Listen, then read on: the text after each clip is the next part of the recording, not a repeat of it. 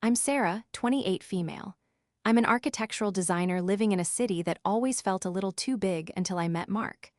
We built a life here in our quiet apartment, a sanctuary filled with blueprints, financial charts, and the comfortable silence of two people who just fit.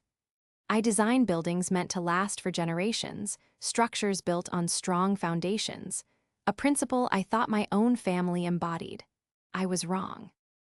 My wedding day, the day I was supposed to be surrounded by everyone I loved, became the day I realized I was utterly, devastatingly alone.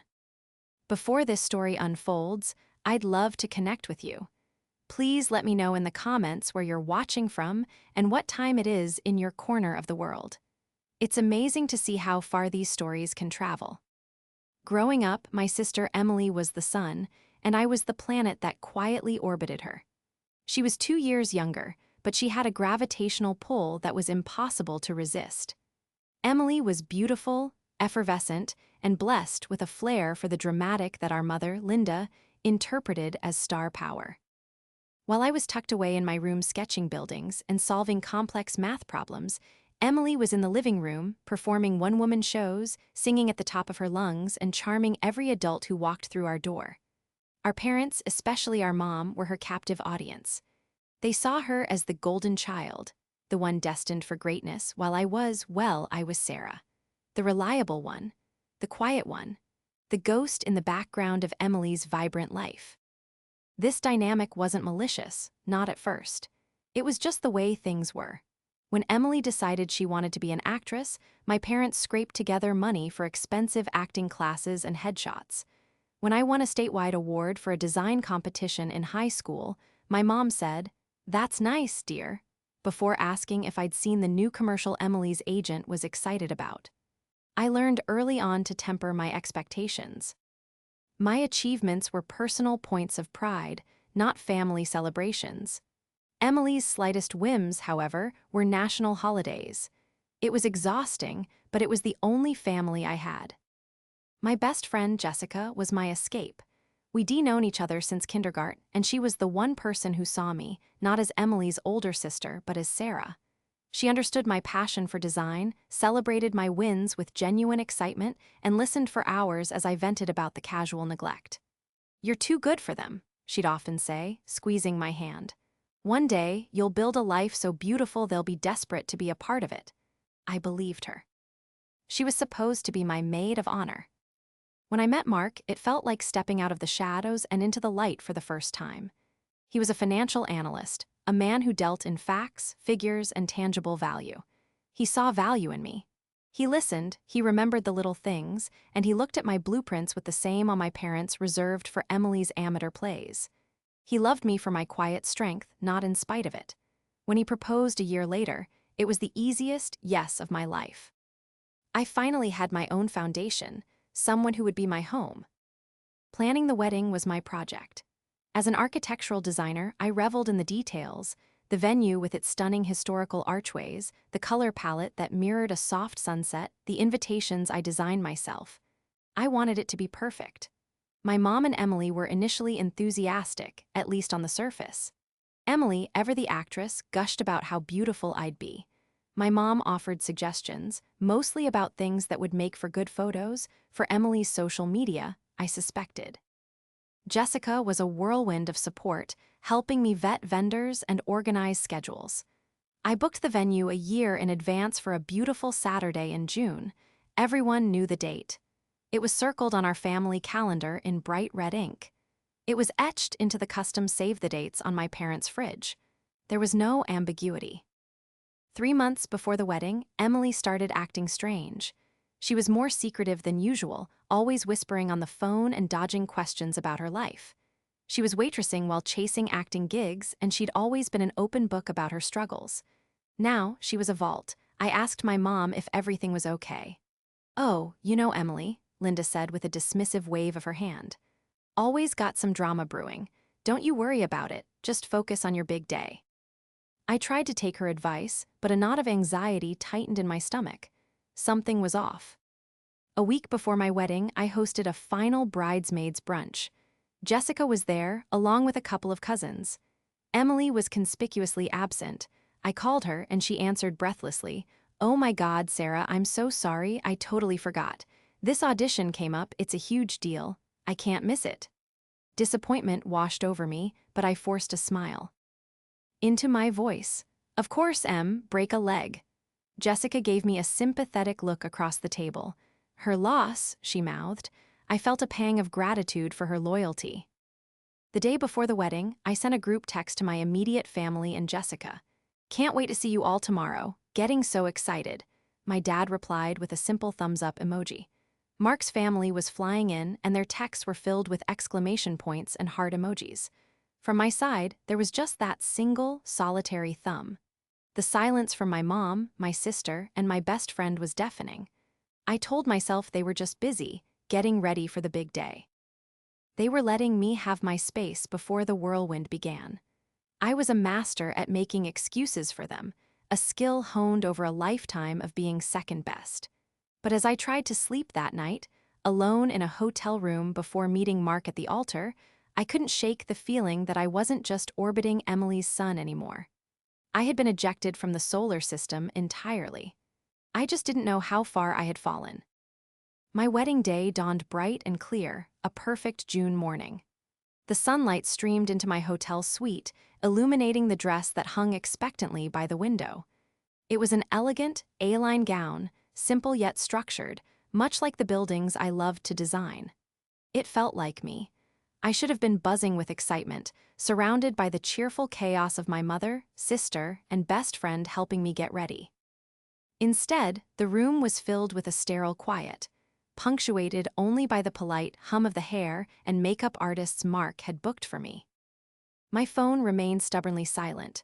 No "good morning, beautiful bride" texts from my mom, no frantic last-minute calls from my maid of honor, Jessica, no dramatic all-caps messages from Emily. I checked my phone so many times the battery started to dip. I called my mom first. It went straight to voicemail. "Hi, Mom," I began, my voice trembling slightly.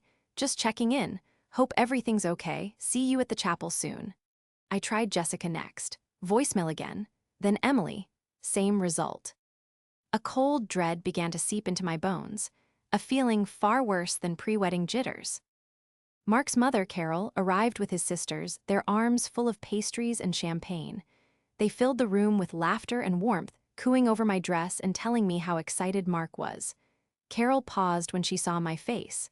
"Everything all right, dear?" she asked, her kind eyes filled with concern. I forced a smile. "Just a little nervous. My family is running a bit late, that's all."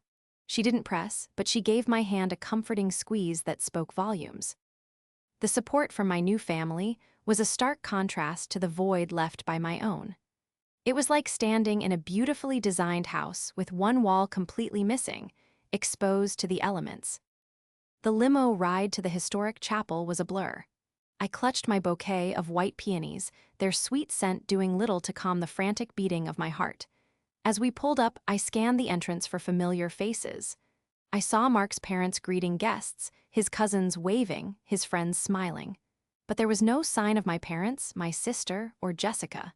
Maybe they were already inside, I reasoned desperately. Maybe they wanted to surprise me. Walking down the aisle on the arm of Mark's father, who had graciously stepped in, was one of the loneliest experiences of my life.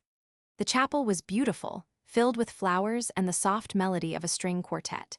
It was filled with people who loved Mark, and people who, by extension, were there for me. But as my eyes swept over the front left pew, the one reserved for the bride's immediate family, I saw nothing but polished, empty wood. It was a gaping wound in the heart of my ceremony.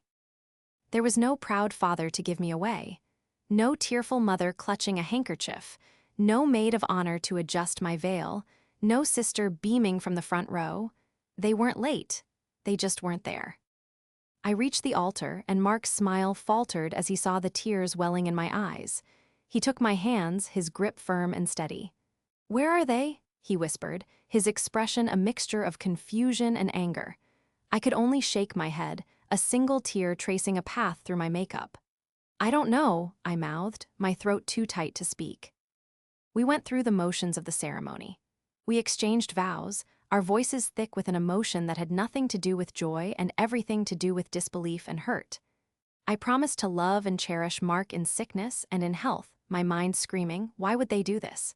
He promised to be my partner for life, his eyes assuring me that even if everyone else had abandoned me, he wouldn't. When the officiant declared us husband and wife, the applause from the guests felt distant, like an echo in a cavern.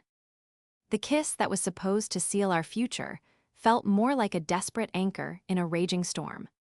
The reception was held at a beautiful botanical garden conservatory. The tables were set, the band was playing, and the guests were trying their best to celebrate. But a dark cloud hung over the event. Everyone could see the empty seats at the head table. Everyone noticed the absence of the mother of the bride, the maid of honor, the entire family. Mark was a pillar of strength, never leaving my side, deflecting questions with grace and holding my hand under the table. His family rallied around us, their kindness a painful reminder of what I was missing from my own. We cut the cake, a multi-tiered masterpiece I had helped design. As we stood there, knife in hand, forcing smiles for the camera, the humiliation was a physical weight on my chest. This moment, meant to be sweet and symbolic, was tainted by the bitterness of abandonment. It was in that exact moment, as the flashbulb popped, that I felt my phone vibrate in the small clutch bag on the table. I pulled it out, my heart giving a painful lurch of hope. Maybe it was an explanation, an apology. An accident. The screen lit up with a single notification. It was a text from my mother. It wasn't an apology, it was a command. We need to talk, now. And beneath it, a log of notifications I'd missed while my phone was on silent during the ceremony, 52 missed calls, all from her, all within the last hour. The sheer number was alarming.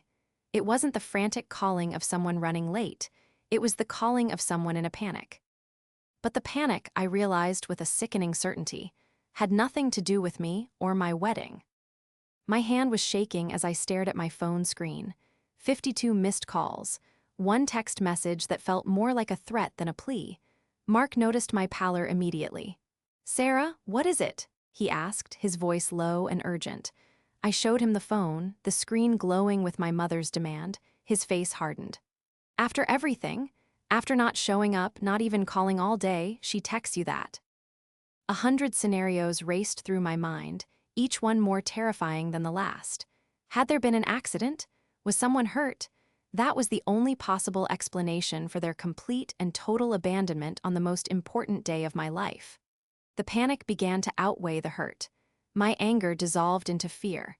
What if I had been celebrating while my family was in a hospital somewhere? The guilt was instantaneous and suffocating. "I have to call her back," I whispered, my voice hoarse. Mark nodded, his protective instincts kicking in. "Okay, let's go somewhere quiet." He guided me away from the dance floor, past the smiling, oblivious guests, and into a small office connected to the conservatory. He shut the door behind us, enclosing us in a bubble of silence. My heart hammered against my ribs as I pressed the call button next to my mother's name. She answered on the first ring, but it wasn't her voice I heard. It was chaos. There was shouting in the background, music blasting, and then my sister Emily's voice, shrill and hysterical. "Just tell her what you did." "Emily, be quiet," my mother hissed, her voice strained and frantic. Then she spoke into the phone. "Sarah? Oh, thank God, you finally answered." "Mom, what's going on? Where are you? Is everyone okay?" I asked, my words tumbling out in a rush. The background noise wasn't the sterile beep of a hospital, it was a party. A loud, boisterous party. My mother took a deep, shuddering breath. We're at the Oakwood Ballroom. Sarah, something happened. You need to come here, right now." The Oakwood Ballroom, the name was familiar. It was a lavish, upscale event venue on the other side of town. "The ballroom? Why are you there? Mom, what is going on? You missed my wedding, all of you." There was a pause, and in that silence, the truth began to slowly, horrifically dawn on me. The music, the shouting, the location, it wasn't a tragedy. It was a celebration. "Your sister, she had a surprise," my mother finally choked out. "Her boyfriend, Ryan, he proposed. Tonight, he threw her a surprise engagement party." The words hit me like a physical blow. I stumbled back, and Mark caught me, steadying me as my knees buckled. An engagement party. on my wedding night. I couldn't process it. The sheer, calculated cruelty of it was beyond my comprehension. An engagement party, I repeated, my voice dangerously low. You are at an engagement party, for Emily. That's why you missed my wedding. We didn't know, my mother cried, her voice cracking with a poor attempt at sincerity. Ryan planned it all as a surprise for tonight. He told us last week, but he swore us to secrecy. He said he wanted to make it a huge, memorable event. We couldn't tell you, it would have ruined the surprise for Emily. I felt a cold, sharp clarity pierce through my shock. He told you last week? I asked, my voice flat and devoid of emotion.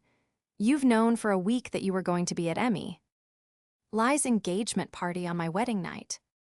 We thought we could do both, she insisted, her desperation escalating. We were going to come to your ceremony and then leave early to get to Emily's party by the time Ryan proposed at 9. But things got complicated. Complicated? I echoed, the word tasting like poison. Mark was rubbing my back, his face a mask of cold fury. Jessica was helping Ryan plan it, my mother continued, unknowingly twisting the knife deeper. She said the timing was tight. Then this afternoon, just as we were about to leave for your ceremony, Emily had a meltdown, a wardrobe malfunction. She was hysterical, saying her special night was ruined. We had to stay and calm her down. By the time we sorted it out, it was too late to make it to the chapel. We figured we would just see you at the reception. Jessica, my best friend, my maid of honor, she had helped plan this. She had stood by my side, listening to my wedding plans, all while knowing she was going to betray me in the most spectacular way possible. The pain was so intense it felt like my ribs were cracking. So you didn't even try to come to the reception? I asked, my voice hollow. Well, that's the problem, Sarah. That's why I was calling, my mother said, her voice dropping to a conspiratorial whisper. Ryan, he paid for everything with his credit card, a big, fancy party, but the card was just declined.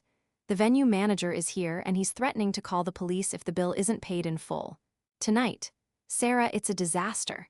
Ryan is broke. He did all this to impress Emily and he can't pay for it. I need you to help. We need you to come down here and pay the bill. I was speechless. The audacity was breathtaking.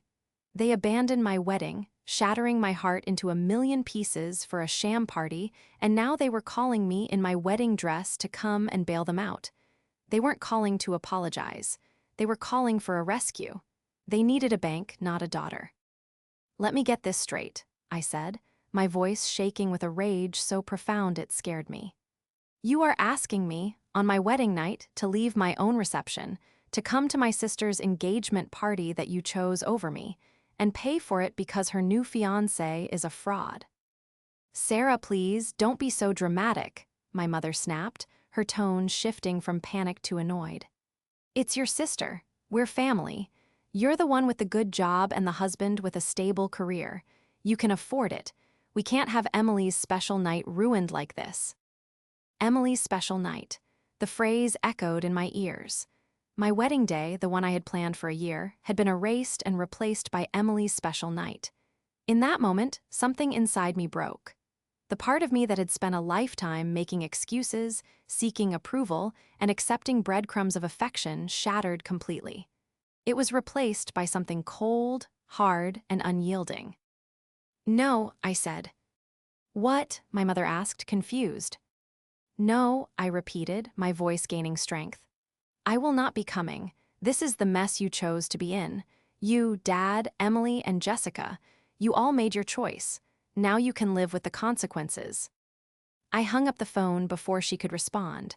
I looked at Mark, my new husband, my true family. The tears were gone, replaced by a steely resolve. The ghost was finally done being invisible. The rest of my wedding reception was a strange, out-of-body experience. After the call, Mark and I returned to the party.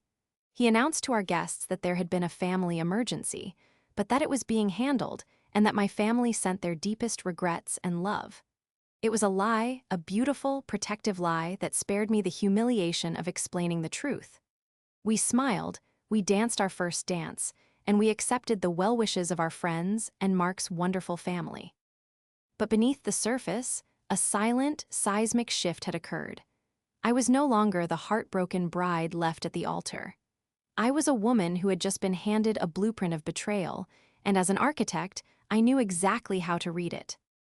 The next morning, Mark and I were supposed to fly to Italy for our honeymoon. Instead, we sat in our sun-drenched living room, drinking coffee and piecing together the ugly tapestry of deceit.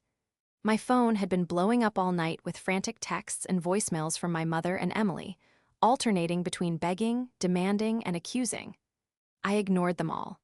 The only person I wanted to hear from, the one whose betrayal cut almost as deep as my family's, was Jessica. As if on cue, a long, rambling text from her appeared on my screen. It was a pathetic attempt at damage control. "Sarah, I am so sorry. It all just spun out of control. Ryan was so convincing, and he begged me to help him give Emily the proposal of her dreams. I never meant for you to get hurt. I was going to be there for you, I swear, but then Emily's dress ripped and Linda was panty.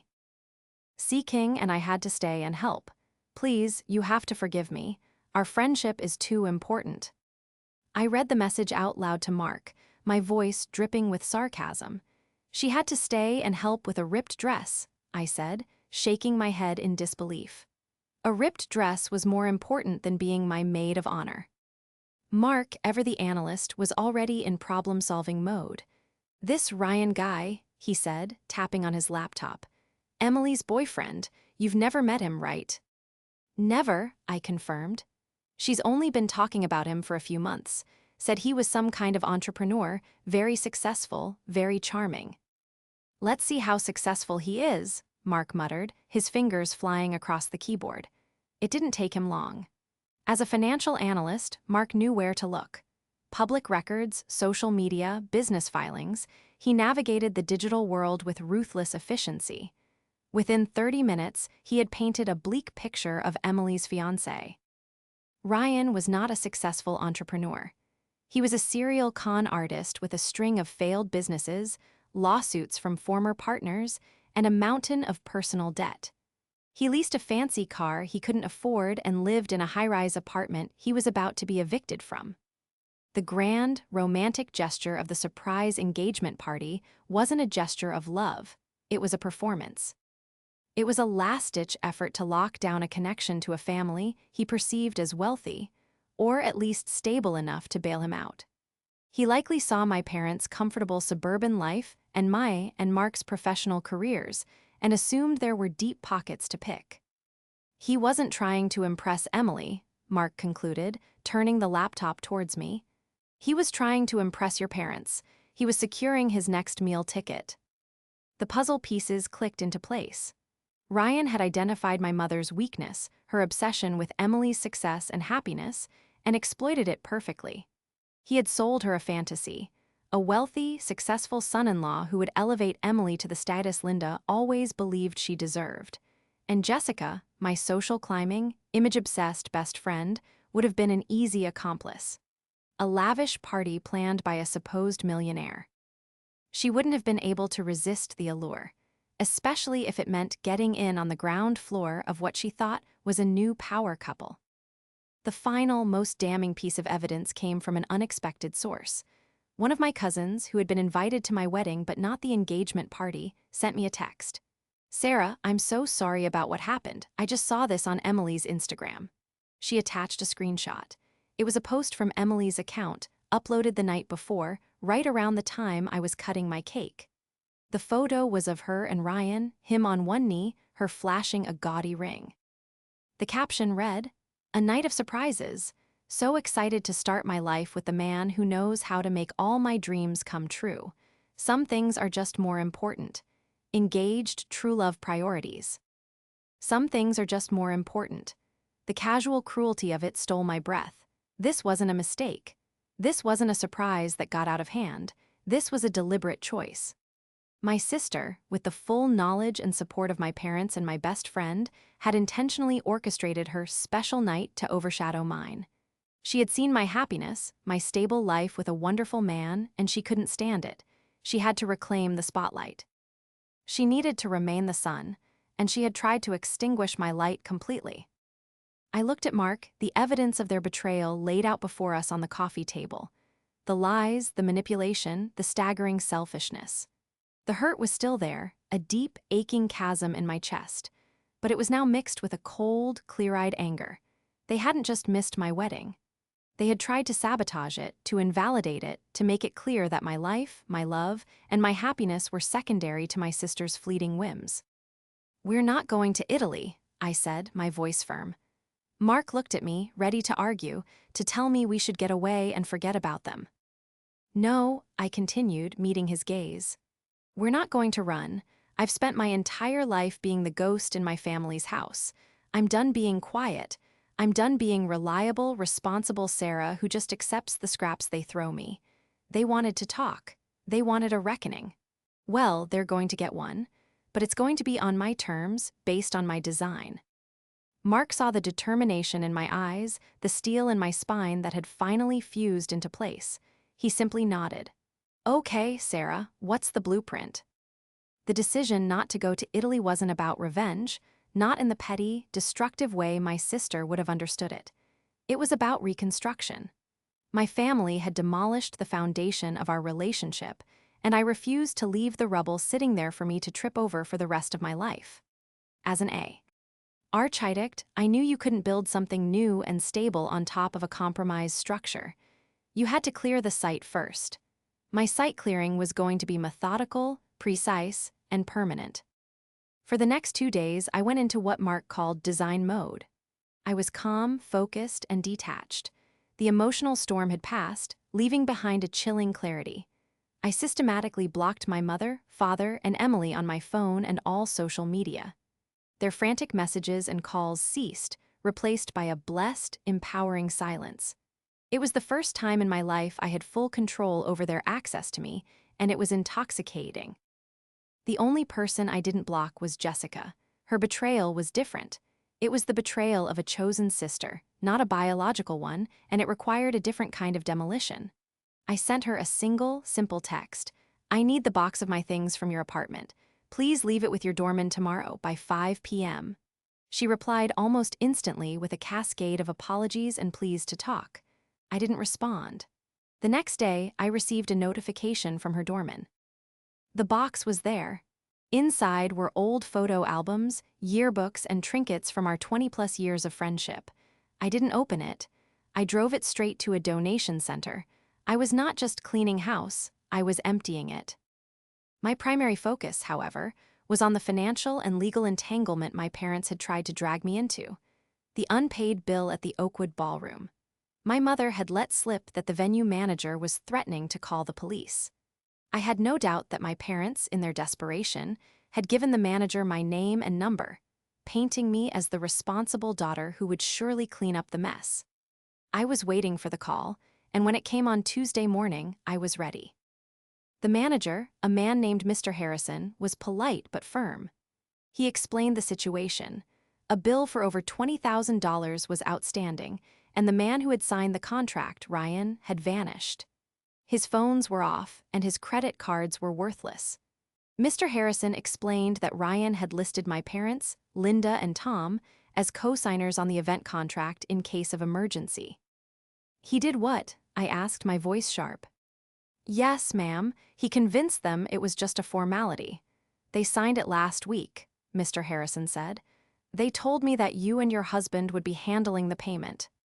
The audacity was staggering. Not only had they chosen Emily's party over my wedding, but they had also financially obligated themselves to a con man and then volunteered me to pay for their catastrophic mistake. "Mr. Harrison," I said, my tone calm and professional, "I understand your position, and I sympathize with you being put in this situation by a fraudster.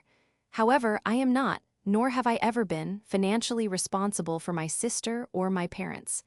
My name is not on that contract. I will not be paying that bill." There was a moment of stunned silence on the other end. "But your parents assured me." "My parents are mistaken," I cut in, my voice like ice. "They co-signed a contract with a man they didn't vet for a party that, I assure you, I had no part in. The liability is theirs.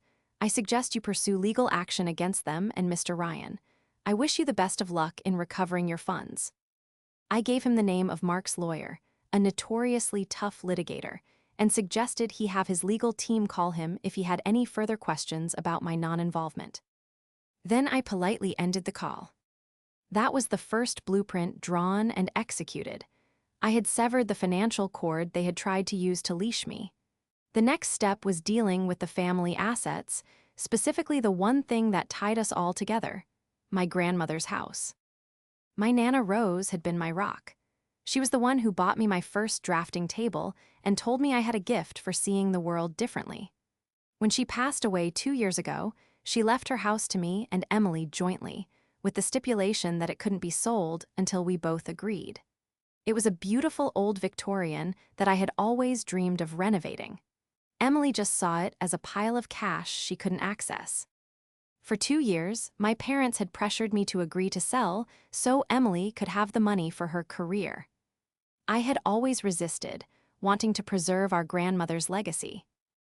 Now that legacy felt tainted. The house was no longer a sanctuary of memories, it was a shackle. Mark and I spent the afternoon with our lawyer. We drew up an offer. I would buy out Emily's half of the house. The offer was fair, based on the current market appraisal, minus 50% of the estimated cost of significant repairs the house needed, a cracked foundation, an aging roof, faulty wiring, all things I, as a designer, was keenly aware of and Emily was clueless about. It was a completely equitable and legally sound offer, but I knew it would feel like a lowball to her. The final piece of my new foundation was a personal one. Mark and I rebooked our honeymoon, not to Italy, but to a quiet, remote cabin in the mountains for a week, starting on Friday. No cell service, no internet, just us. We needed to connect, to celebrate our union away from the toxic fallout of my family. We needed to start our marriage on our own terms, in peace. The legal offer for the house was sent via courier to my parents' address, addressed to Emily. The trap was set. They had created a financial disaster for themselves by co-signing Ryan's contract. They would be desperate for cash. My offer for the house would seem like a lifeline, but a frustratingly small one. I knew my sister's greed and my mother's desperation. They would not accept it quietly. They would come to me. And when they did, I would be ready to lay down the final, non-negotiable terms of my new life. The day after we sent the legal offer for the house, the silence broke. It wasn't a phone call or a text, but a furious pounding on our apartment door. I looked through the peephole to see my mother, father, and Emily standing in the hallway, their faces contorted with rage. Emily was clutching the legal document in her hand. Mark stood behind me, a silent, solid presence. "Ready?" he whispered. I took a deep breath and nodded. "Ready." I opened the door but didn't invite them in. I stood in the doorway, blocking their path, my posture calm and unyielding. For a moment, they just stared, clearly taken aback by my composure. They had expected tears, hysterics, a dramatic confrontation. They had come armed for a battle with the old Sarah. They were not prepared for the new one. Emily was the first to speak, her voice trembling with fury.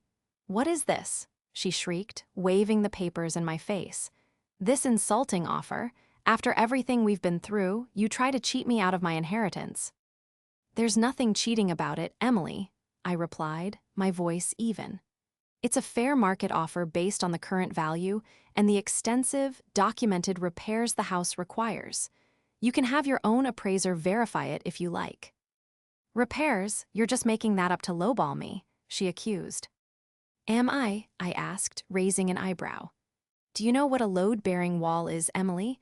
Or the cost of rewiring knob-and tube electrical? I do. That is my profession." My mother, Linda, pushed past Emily, her face pale and drawn. The stress of the last few days was clearly taking its toll. "Sarah, how could you?" she pleaded, her voice cracking. "We are being sued by that venue. They're going to ruin us. We need the money from the house, all of it. You have to agree to sell." "The situation with the venue is a problem of your own making," I stated flatly. "You chose to trust a con man. You chose to co-sign a contract for him. You chose his party over your own daughter's wedding. Those choices have consequences." My father, who had been silent until now, finally spoke up, his tone gruff and dismissive. "Oh, stop being so dramatic about the wedding. We said we were sorry. It was a mistake. Family makes mistakes. You need to let it go and help us. That was the moment my last shred of sentimentality evaporated. A mistake, I repeated, a humorless laugh escaping my lips. Forgetting to pick up milk is a mistake. Forgetting a birthday is a mistake. Conspiring with my sister and my best friend to intentionally skip my wedding for a sham engagement party, and then having the audacity to call me to pay for it, is not a mistake. It is a deliberate act of cruelty and disrespect, and I will not let it go.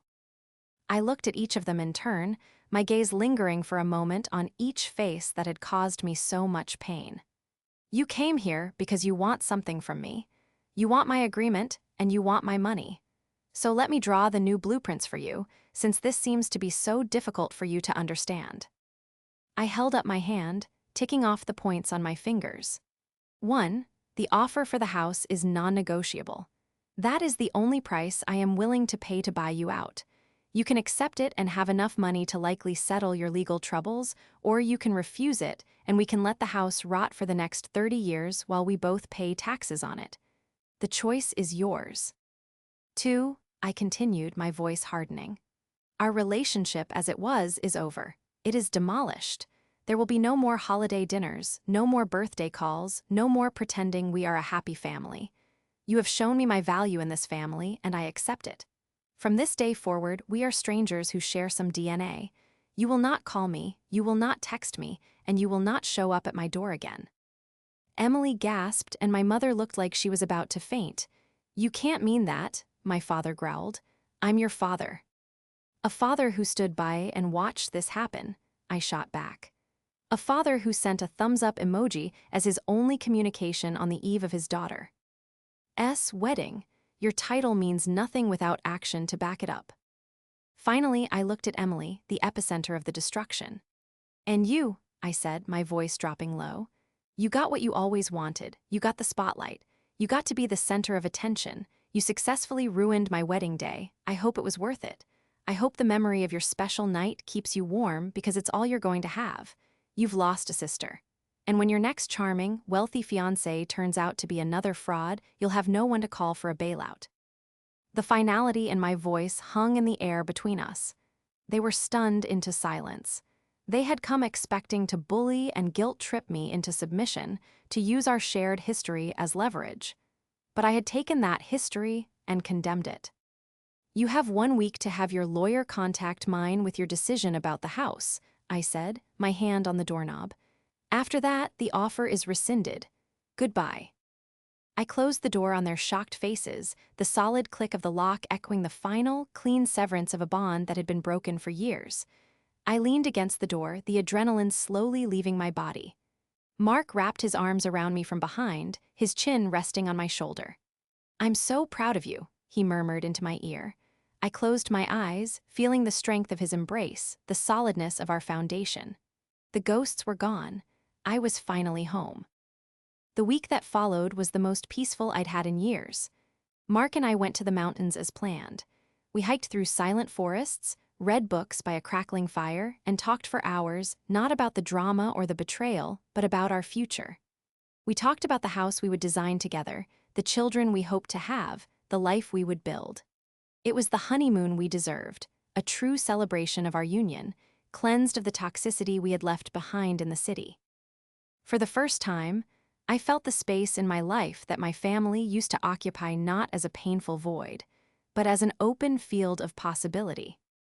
On Thursday, the day before we were due to drive home, Mark managed to get a brief moment of cell service on a high ridge. He had one new voicemail. It was from our lawyer. He played it for me on speakerphone. Mark, Sarah, hope you're having a good trip. Just wanted to let you know we received confirmation this morning. They've accepted the offer.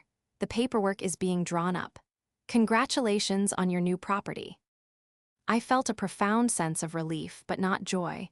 It wasn't a victory, it was a conclusion. Emily had taken the money. My parents, faced with a lawsuit they couldn't afford, had forced her hand. They had made their choice, and it was, as always, the one that served their immediate needs. When we returned to the city, life began to move forward with a speed and clarity I had never experienced before. The sale of the house went through quickly. I never spoke to my parents or Emily directly again. All communication was handled through our lawyers. According to our lawyer, my parents used their half of the sale proceeds to settle with the Oakwood Ballroom and pay their legal fees. What little was left, they apparently gave to Emily, who, we heard through the grapevine, had a dramatic breakup with Ryan the fraudster and moved to a small apartment across town to continue her waitressing and acting career. Jessica tried to reach out one last time, sending a long, handwritten letter to my office. I recognized her handwriting on the envelope and dropped it directly into the shredder unread. Some structures are not worth renovating, they are condemned. Our friendship was one of them. 6 months after the wedding, Mark and I stood on the porch of my grandmother's house. It was ours now, fully and completely. It was in rough shape, but as I looked at the peeling paint and sagging porch steps, I didn't see decay. I saw potential. I saw the blueprints in my mind: a new foundation, strong support beams, open spaces filled with light. We were going to gut it, not to erase the memory of my grandmother, but to honor her by making it a place of new life, new joy. Our joy. Mark's family became my family. They were there for every holiday, every celebration. His mother, Carol, taught me her secret family recipes. His sisters became the sisters I always wished I had. They filled the front row pew in my life with their unconditional love and support. They never asked me to be anything other than who I was. One afternoon, about a year after the wedding, I was sketching new designs for the house at my kitchen table. My phone buzzed with an unknown number. Out of curiosity, I answered. It was a woman who introduced herself as a producer for a local reality TV show about home renovations. She said a colleague had passed on my name. They were looking for compelling stories, homeowners with a vision. She asked if I had a project with a personal story behind it. I looked around my quiet apartment, then at the thick roll of blueprints for Nana Rose's house, now our house. I thought about the empty chapel, the 52 missed calls, and the reckoning at my door. I thought about the journey from being a ghost in my own family to being the architect of my own life. A slow smile spread across my face. "Yes," I said into the phone, my voice clear and confident. "I think I have the perfect story for you. I wasn't just building a house. I was building a testament to the fact that the strongest foundations aren't the ones you are born into, but the ones you choose to build yourself. And my new life was going to be a masterpiece.